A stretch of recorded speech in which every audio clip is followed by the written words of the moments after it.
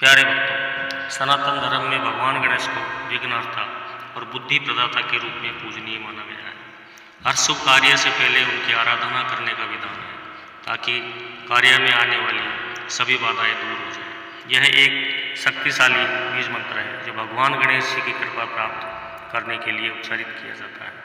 इस मंत्र का नियमित जाप एवं श्रवण करने से मन, बुद्धि और आत्मा शुद्ध होती है, नकारात्मक ऊर्जा दूर होती है और जीवन में सुख, समृद्धि और सौभाग्य बढ़ता है। यह मंत्र केवल आध्यात्मिक उन्नति ही नहीं बल्कि जीवन के भौतिक और मानसिक संकटों को समाप्त करने का भी एक प्रभावशाली साधन है। इसे सही विधि से और श्रद्धा के साथ जपने व सुनने से भगवान गणपति जी की विशेष कृपा प्राप्त होती है, जिससे हर क्षेत्र में सफलता मिलती है। अगर आपको यह जानकारी पसंद आई तो इसे लाइक करें, कमेंट में गणपति बप्पा मोरिया लिखें और अपने दोस्तों के साथ शेयर करें। ऐसे ही दिव्य मंत्रों और आध्यात्मिक ज्ञान के लिए हमारे चैनल को सब्सक्राइब करें। आइए इस मंत्र की शक्ति को समझें और इसे अपने जीवन में अपनाएं। ओम एकदंताय विद्महे वक्रतुंडाय धीमहि तन्नो दन्ती प्रचोदयात्। ओम एकदंताय विद्महे वक्रतुंडाय धीमहि तन्नो दन्ती प्रचोदयात्। ओम एकदंताय विद्महे वक्रतुंडाय धीमहि तन्नो दन्ती प्रचोदयात्। ओम एकदंताय विद्महे वक्रतुंडाय धीमहि तन्नो दन्ती प्रचोदयात्। ओम एकदंताय विद्महे वक्रतुंडाय धीमहि तन्नो दन्ती प्रचोदयात्। ओम एकदंताय विद्महे वक्रतुंडाय धीमहि तन्नो दन्ती प्रचोदयात्। ओम एकदंताय विद्महे वक्रतुंडाय धीमहि तन्नो दन्ती प्रचोदयात्। ओम एकदंताय विद्महे वक्रतुंडाय धीमहि तन्नो दन्ती प्रचोदयात्। ओम एकदंताय विद्महे वक्रतुंडाय धीमहि तन्नो दन्ती प्रचोदयात्। ओम एकदंताय विद्महे वक्रतुंडाय धीमहि तन्नो दन्ती प्रचोदयात्। ओम एकदंताय विद्महे वक्रतुंडाय धीमहि तन्नो दन्ती प्रचोदयात्। ओम एकदंताय विद्महे वक्रतुंडाय धीमहि तन्नो दन्ती प्रचोदयात्। ओम एकदंताय विद्महे वक्रतुंडाय धीमहि तन्नो दन्ती प्रचोदयात्। ओम एकदंताय विद्महे वक्रतुंडाय धीमहि तन्नो दन्ती प्रचोदयात्। ओम एकदंताय विद्महे वक्रतुंडाय धीमहि तन्नो दन्ती प्रचोदयात्। ओम एकदंताय विद्महे वक्रतुंडाय धीमहि तन्नो दन्ती प्रचोदयात्। ओम एकदंताय विद्महे वक्रतुंडाय धीमहि तन्नो दन्ती प्रचोदयात्। ओम एकदंताय विद्महे वक्रतुंडाय धीमहि तन्नो दन्ती प्रचोदयात्। ओम एकदंताय विद्महे वक्रतुंडाय धीमहि तन्नो दन्ती प्रचोदयात्। ओम एकदंताय विद्महे वक्रतुंडाय धीमहि तन्नो दन्ती प्रचोदयात्। ॐ एकदन्ताय विद्महे वक्रतुण्डाय धीमहि तन्नो दन्ती प्रचोदयात्। ॐ एकदन्ताय विद्महे वक्रतुण्डाय धीमहि तन्नो दन्ती प्रचोदयात्। ॐ एकदन्ताय विद्महे वक्रतुण्डाय धीमहि तन्नो दन्ती प्रचोदयात्। ॐ एकदन्ताय विद्महे वक्रतुण्डाय धीमहि तन्नो दन्ती प्रचोदयात्। ॐ एकदन्ताय विद्महे वक्रतुण्डाय धीमहि तन्नो दन्ती प्रचोदयात्। ॐ एकदन्ताय विद्महे वक्रतुण्डाय धीमहि तन्नो दन्ती प्रचोदयात्। ॐ एकदन्ताय विद्महे वक्रतुण्डाय धीमहि तन्नो दन्ती प्रचोदयात्। ॐ एकदन्ताय विद्महे वक्रतुण्डाय धीमहि तन्नो दन्ती प्रचोदयात्।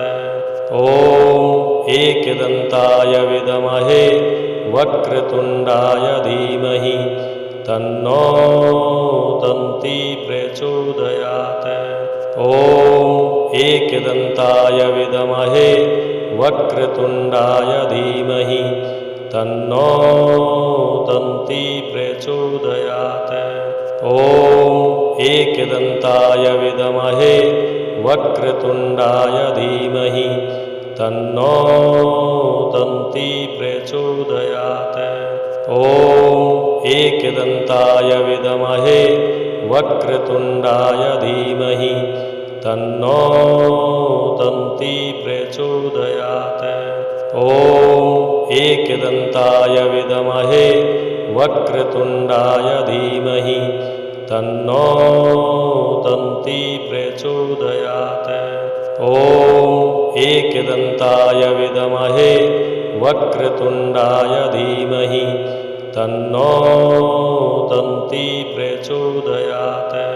ॐ एकदन्ताय विद्महे वक्रतुण्डाय धीमहि तन्नो दन्ती प्रचोदयात्। ॐ एकदन्ताय विद्महे वक्रतुण्डाय धीमहि तन्नो दन्ती प्रचोदयात्। ॐ एकदन्ताय विद्महे वक्रतुण्डाय धीमहि तन्नो दन्ती प्रचोदयात्। ॐ एकदन्ताय विद्महे वक्रतुण्डाय धीमहि तन्नो दन्ती प्रचोदयात्। ॐ एकदन्ताय विद्महे वक्रतुण्डाय धीमहि तन्नो दन्ती प्रचोदयात्। ॐ एकदन्ताय विद्महे वक्रतुण्डाय धीमहि तन्नो दन्ती प्रचोदयात्। ॐ एकदन्ताय विद्महे वक्रतुण्डाय धीमहि तन्नो दन्ती प्रचोदयात्।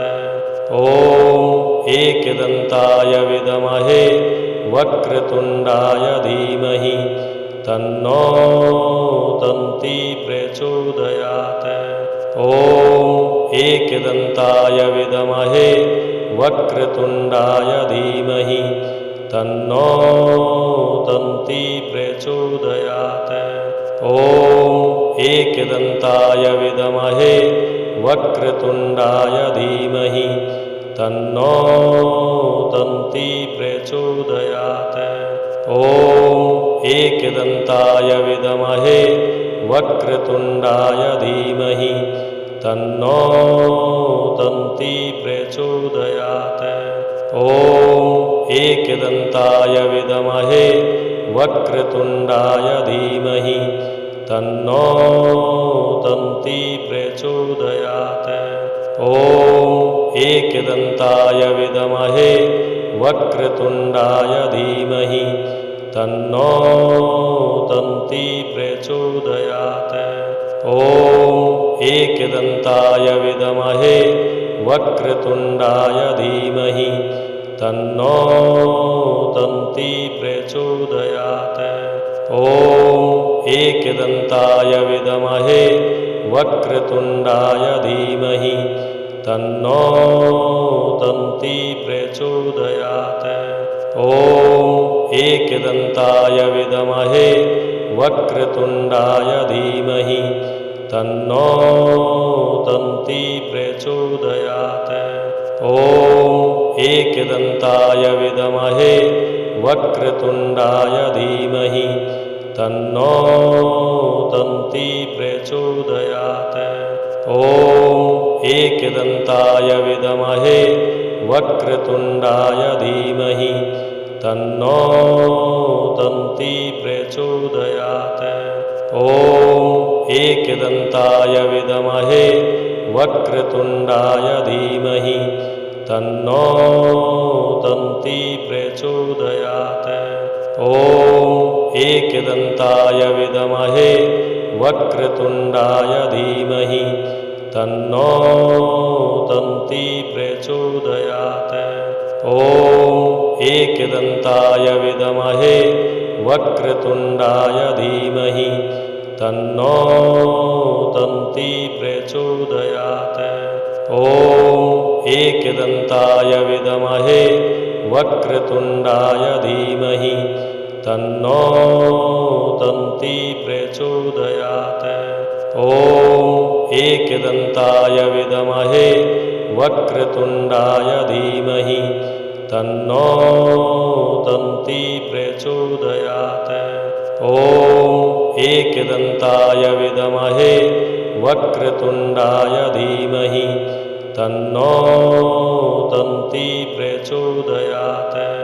ॐ एकदन्ताय विद्महे वक्रतुण्डाय धीमहि तन्नो दन्ती प्रचोदयात्। ॐ एकदन्ताय विद्महे वक्रतुण्डाय धीमहि तन्नो दन्ती प्रचोदयात्। ॐ एकदन्ताय विद्महे वक्रतुण्डाय धीमहि तन्नो दन्ती प्रचोदयात्। ॐ एकदन्ताय विद्महे वक्रतुण्डाय धीमहि तन्नो दन्ती प्रचोदयात्। ॐ एकदन्ताय विद्महे वक्रतुण्डाय धीमहि तन्नो दन्ती प्रचोदयात्। ॐ एकदन्ताय विद्महे वक्रतुण्डाय धीमहि तन्नो दन्ती प्रचोदयात्। ॐ एकदन्ताय विद्महे वक्रतुण्डाय धीमहि तन्नो दन्ती प्रचोदयात्। ॐ एकदन्ताय विद्महे वक्रतुण्डाय धीमहि तन्नो दन्ती प्रचोदयात्। ॐ एकदन्ताय विद्महे वक्रतुण्डाय धीमहि तन्नो दन्ती प्रचोदयात्। ॐ एकदन्ताय विद्महे वक्रतुण्डाय धीमहि तन्नो दन्ती प्रचोदयात्। ॐ एकदन्ताय विद्महे वक्रतुण्डाय धीमहि तन्नो दन्ती प्रचोदयात्। ॐ एकदन्ताय विद्महे वक्रतुण्डाय धीमहि तन्नो दन्ती प्रचोदयात्। ॐ एकदन्ताय विद्महे वक्रतुण्डाय धीमहि तन्नो दन्ती प्रचोदयात्। ॐ एकदन्ताय विद्महे वक्रतुण्डाय धीमहि तन्नो दन्ती प्रचोदयात्। ॐ एकदन्ताय विद्महे वक्रतुण्डाय धीमहि तन्नो दन्ती प्रचोदयात्। ॐ एकदन्ताय विद्महे वक्रतुण्डाय धीमहि तन्नो दन्ती प्रचोदयात्। ॐ एकदन्ताय विद्महे वक्रतुण्डाय धीमहि तन्नो दन्ती प्रचोदयात्। ॐ एकदन्ताय विद्महे वक्रतुण्डाय धीमहि तन्नो दन्ती प्रचोदयात्। ॐ एकदन्ताय विद्महे वक्रतुण्डाय धीमहि तन्नो दन्ती प्रचोदयात्। ॐ एकदन्ताय विद्महे वक्रतुण्डाय धीमहि तन्नो दन्ती प्रचोदयात्। ॐ एकदन्ताय विद्महे वक्रतुण्डाय धीमहि तन्नो दन्ती प्रचोदयात्। ॐ एकदन्ताय विद्महे वक्रतुण्डाय धीमहि तन्नो दन्ती प्रचोदयात्। ॐ एकदन्ताय विद्महे वक्रतुण्डाय धीमहि तन्नो दन्ती प्रचोदयात्। ॐ एकदन्ताय विद्महे वक्रतुण्डाय धीमहि तन्नो दन्ती प्रचोदयात्। ॐ एकदन्ताय विद्महे वक्रतुण्डाय धीमहि तन्नो दन्ती प्रचोदयात्। ॐ एकदन्ताय विद्महे वक्रतुण्डाय धीमहि तन्नो दन्ती प्रचोदयात्। ॐ एकदन्ताय विद्महे वक्रतुण्डाय धीमहि तन्नो दन्ती प्रचोदयात्। ॐ एकदन्ताय विद्महे वक्रतुण्डाय धीमहि तन्नो दन्ती प्रचोदयात्। ॐ एकदन्ताय विद्महे वक्रतुण्डाय धीमहि तन्नो दन्ती प्रचोदयात्। ॐ एकदन्ताय विद्महे वक्रतुण्डाय धीमहि तन्नो दन्ती प्रचोदयात्। ॐ एकदन्ताय विद्महे वक्रतुण्डाय धीमहि तन्नो दन्ती प्रचोदयात्। ॐ एकदन्ताय विद्महे वक्रतुण्डाय धीमहि तन्नो दन्ती प्रचोदयात्। ॐ एकदन्ताय विद्महे वक्रतुण्डाय धीमहि तन्नो दन्ती प्रचोदयात्। ॐ एकदन्ताय विद्महे वक्रतुण्डाय धीमहि तन्नो दन्ती प्रचोदयात्। ॐ एकदन्ताय विद्महे वक्रतुण्डाय धीमहि तन्नो दन्ती प्रचोदयात्। ॐ एकदन्ताय विद्महे वक्रतुण्डाय धीमहि तन्नो दन्ती प्रचोदयात्। ॐ एकदन्ताय विद्महे वक्रतुण्डाय धीमहि तन्नो दन्ती प्रचोदयात्। ॐ एकदन्ताय विद्महे वक्रतुण्डाय धीमहि तन्नो दन्ती प्रचोदयात्। ॐ एकदन्ताय विद्महे वक्रतुण्डाय धीमहि तन्नो दन्ती प्रचोदयात्। ॐ एकदन्ताय विद्महे वक्रतुण्डाय धीमहि तन्नो दन्ती प्रचोदयात्। ॐ एकदन्ताय विद्महे वक्रतुण्डाय धीमहि तन्नो दन्ती प्रचोदयात्। ॐ एकदन्ताय विद्महे वक्रतुण्डाय धीमहि तन्नो दन्ती प्रचोदयात्। ॐ एकदन्ताय विद्महे वक्रतुण्डाय धीमहि तन्नो दन्ती प्रचोदयात्। ॐ एकदन्ताय विद्महे वक्रतुण्डाय धीमहि तन्नो दन्ती प्रचोदयात्। ॐ एकदन्ताय विद्महे वक्रतुण्डाय धीमहि तन्नो दन्ती प्रचोदयात्। ॐ एकदन्ताय विद्महे वक्रतुण्डाय धीमहि तन्नो दन्ती प्रचोदयात्। ॐ एकदन्ताय विद्महे वक्रतुण्डाय धीमहि तन्नो दन्ती प्रचोदयात्। ॐ एकदन्ताय विद्महे वक्रतुण्डाय धीमहि तन्नो दन्ती प्रचोदयात्।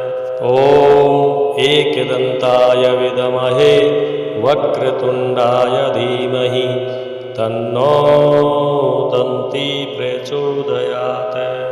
ॐ एकदन्ताय विद्महे वक्रतुण्डाय धीमहि तन्नो दन्ती प्रचोदयात्। ॐ एकदन्ताय विद्महे वक्रतुण्डाय धीमहि तन्नो दन्ती प्रचोदयात्। ॐ एकदन्ताय विद्महे वक्रतुण्डाय धीमहि तन्नो दन्ती प्रचोदयात्। ॐ एकदन्ताय विद्महे वक्रतुण्डाय धीमहि तन्नो दन्ती प्रचोदयात्। ॐ एकदन्ताय विद्महे वक्रतुण्डाय धीमहि तन्नो दन्ती प्रचोदयात्। ॐ एकदन्ताय विद्महे वक्रतुण्डाय धीमहि तन्नो दन्ती प्रचोदयात्। ॐ एकदन्ताय विद्महे वक्रतुण्डाय धीमहि तन्नो दन्ती प्रचोदयात्। ॐ एकदन्ताय विद्महे वक्रतुण्डाय धीमहि तन्नो दन्ती प्रचोदयात्। ॐ एकदन्ताय विद्महे वक्रतुण्डाय धीमहि तन्नो दन्ती प्रचोदयात्। ॐ एकदन्ताय विद्महे वक्रतुण्डाय धीमहि तन्नो दन्ती प्रचोदयात्। ॐ एकदन्ताय विद्महे वक्रतुण्डाय धीमहि तन्नो दन्ती प्रचोदयात्। ॐ एकदन्ताय विद्महे वक्रतुण्डाय धीमहि तन्नो दन्ती प्रचोदयात्। ॐ एकदन्ताय विद्महे वक्रतुण्डाय धीमहि तन्नो दन्ती प्रचोदयात्। ॐ एकदन्ताय विद्महे वक्रतुण्डाय धीमहि तन्नो दन्ती प्रचोदयात्।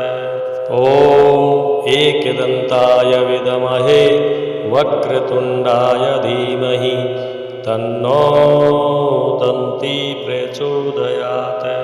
ॐ एकदन्ताय विद्महे वक्रतुण्डाय धीमहि तन्नो दन्ती प्रचोदयात्। ॐ एकदन्ताय विद्महे वक्रतुण्डाय धीमहि तन्नो दन्ती प्रचोदयात्। ॐ एकदन्ताय विद्महे वक्रतुण्डाय धीमहि तन्नो दन्ती प्रचोदयात्।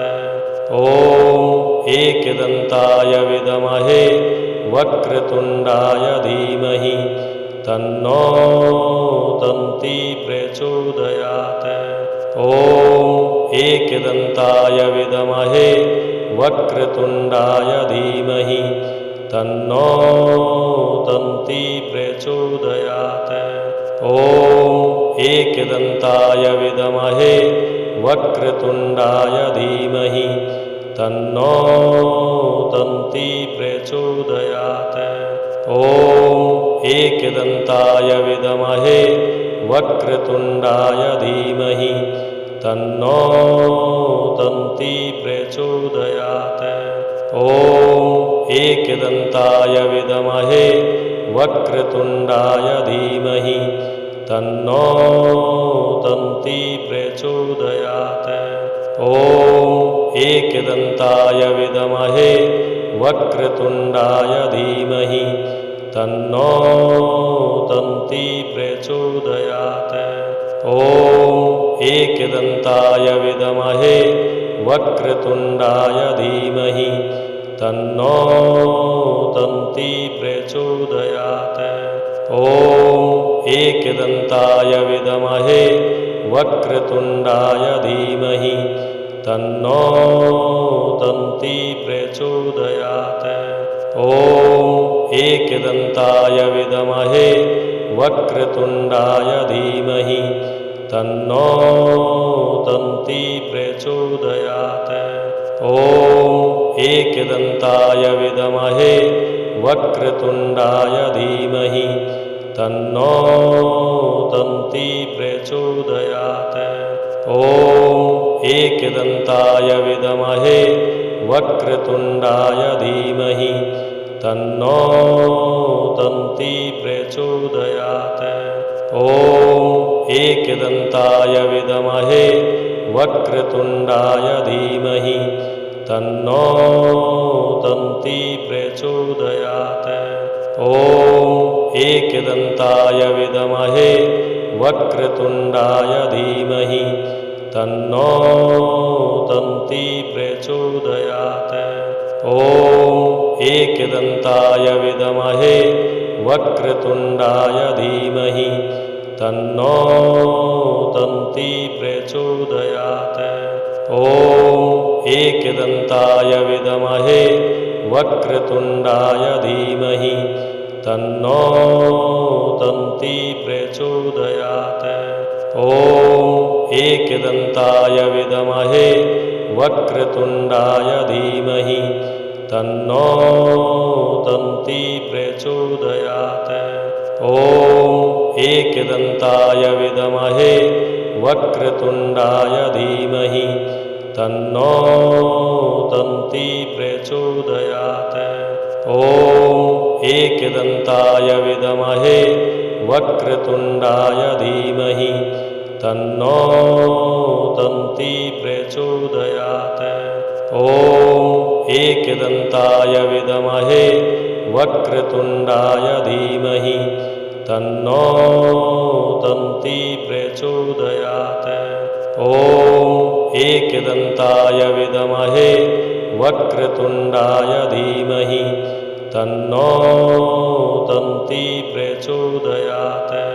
ॐ एकदन्ताय विद्महे वक्रतुण्डाय धीमहि तन्नो दन्ती प्रचोदयात्। ॐ एकदन्ताय विद्महे वक्रतुण्डाय धीमहि तन्नो दन्ती